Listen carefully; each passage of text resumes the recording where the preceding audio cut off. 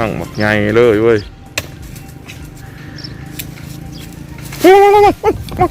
ลงเองมันเงียงไปเองมึงนึงนี่มันก็เงียงเลยตุโอ้ย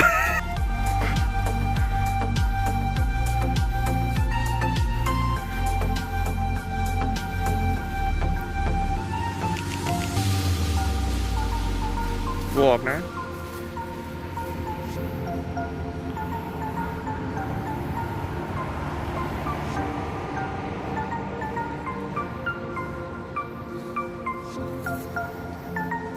ติ้งนะติ้งนะ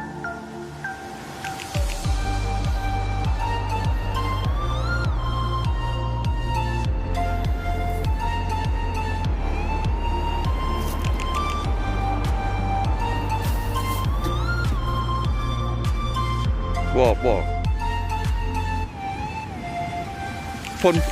คนซะเลย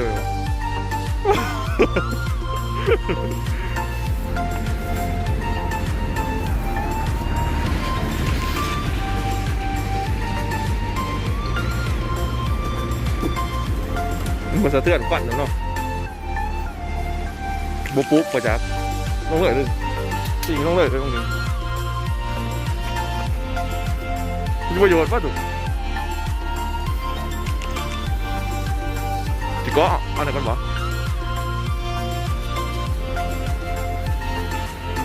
มันอยู่งาวะ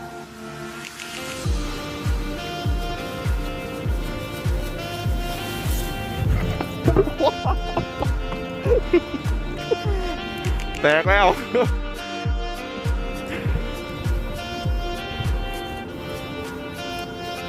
คาราวะจะพูดเต็มเลยวันนี้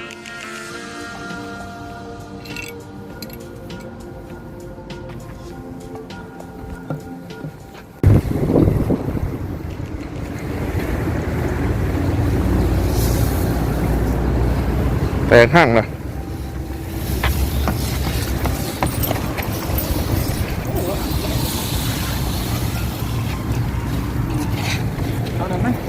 มีไฟเฮ็ด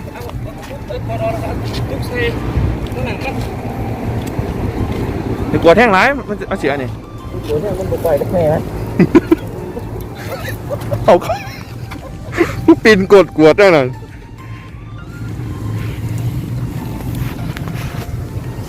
โอ้มาหนา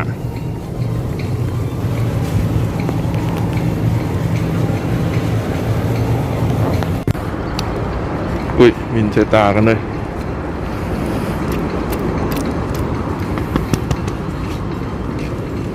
ไงดีเว้ยถ้ากูเคยเห็นไงไปนี่